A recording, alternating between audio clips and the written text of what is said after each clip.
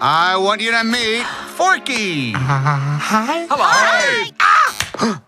He's a spork. Yes, yeah, I know. Toy Story 4 is the fourth Toy Story movie about a new toy coming into Woody's life again. And during a trip, Woody gets lost again. And he's stuck at an unfamiliar location again. And he has to fight off against a dictator-like toy again. And the other toys have to try to rescue him again. But this causes conflict to Woody, who's starting to question his place in society again. Also, Bo Peep is here, because we all remember her. The essential role of the love interest. My hero!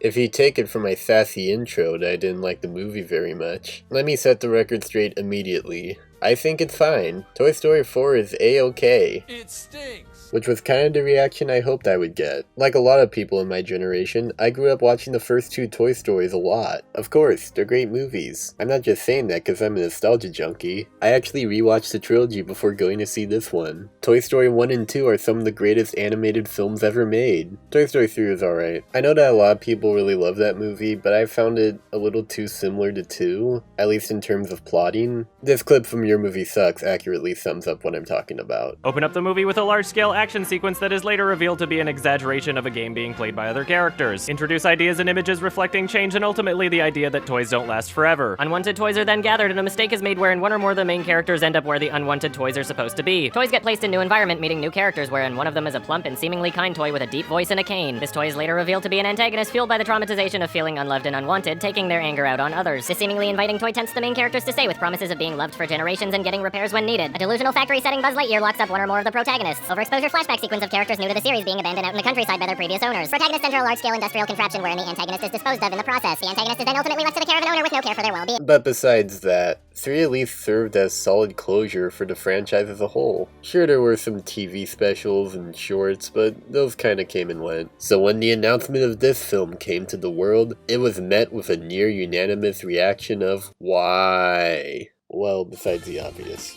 The trailers were really terrible, the plot felt super predictable, it felt like it was gonna be a really boring slog, and in some aspects I was incorrect, but in others I kinda got what I expected. Easily the most praiseworthy aspect is the animation. It is quite a surreal trip rewatching all these films from the beginning, cause all the subtle improvements in lighting, texture, movement, even compared to the third film, is staggering. There are shots in this that look near photorealistic. There's this opening scene with rain that just makes you feel wet. There are a few shots in the fairground scene that look like live action footage. For this studio to go from a poorly designed dog whose legs don't bend, to a cat that looks more convincing than the one from Captain Marvel, is a testament to the power of improvement in both technology and skill. Even besides that, there are some really creative visuals of the setting of the antique shop and the fairground. They reminded me of the daycare center from the third one, where these seemingly innocuous settings are large areas with secret passageways and stuff.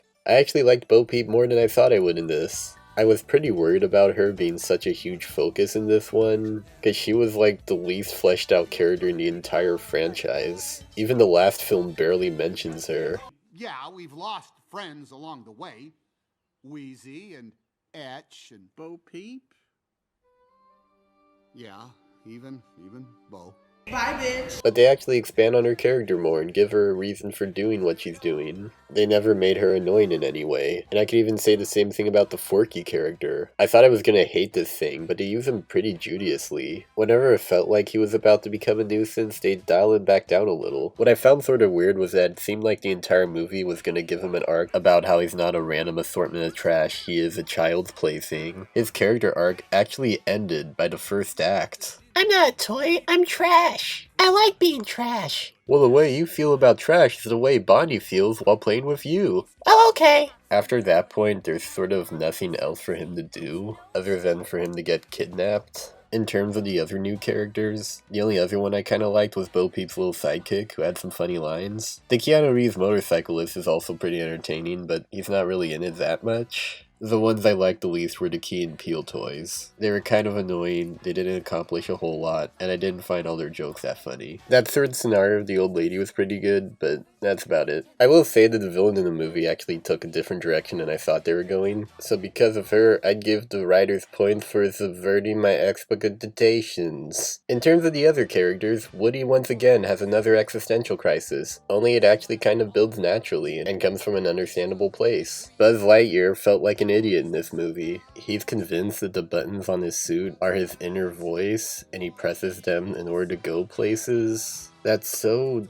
dumb. It feels like something he would do in the first movie, not now. And every returning character gets literally put in the back seat just to focus on Woody. I mean, sure, what else are they really going to add to the story, apart from the thing in the climax? But the other movies at least had them contribute to the journey in some way. Here they contribute to a very apt metaphor. Regardless, the best part of the whole movie easily is the ending. I'm not going to give any of it away, but I'll say that while I was watching it, I was thinking, this feels right. This feels like a good send-off. A good culmination of the franchise's themes. I got more of that feeling for this than I did for every other ending for every other Pixar sequel. They all seem to end on the same note. The status quo is restored except for one minor detail. Here, things are changed. It would change future movies if there'd be any, which who knows at this point. The denouement was interesting. I wish I felt that way the whole running time. Yeah, sorry this review doesn't really have much of a structure to it. I ended up having less to say about this than I thought I would. It's alright. It works on the surface level. I want these toys to be happy and I got that. There are probably more people who would put this on a higher pedestal than I would. Well, keeping in mind that I find every piece of Toy Story media made after the second one to be fine, this reasonably falls into that same plate. Although I do feel it's in a similar position as something like Lego Movie 2 or Missing Link, where I don't have an awful time watching it and I appreciate the artistry involved. But come a few months, I'll probably forget about it. But even at that, if you have kids or something, please take them to see this instead of frickin' Secret Life of Pets 2 or what other dumb animated thing is coming out. I got a lot of really shit trailers in front of this. There's like another dog inner monologue movie, which there are so much of those coming out. Oh my god. There's a Dora the Explorer movie. It shows Swiper the Fox for a second. He looks like furry bait, but it's better than Sonic the Hedgehog's design.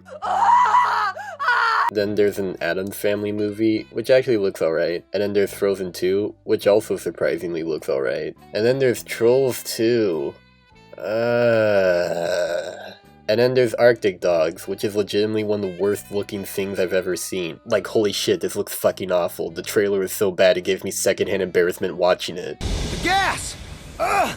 That smell! It's like the planet made a poopy. What the fuck is this doing in theaters? You could probably get away with this 10 years ago, but you can't now, because Netflix exists. So just watch this, because it really has nothing else to compete with. It's still pretty good. Soft 6 out of 10.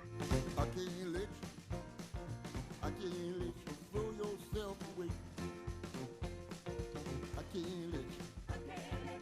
can't let you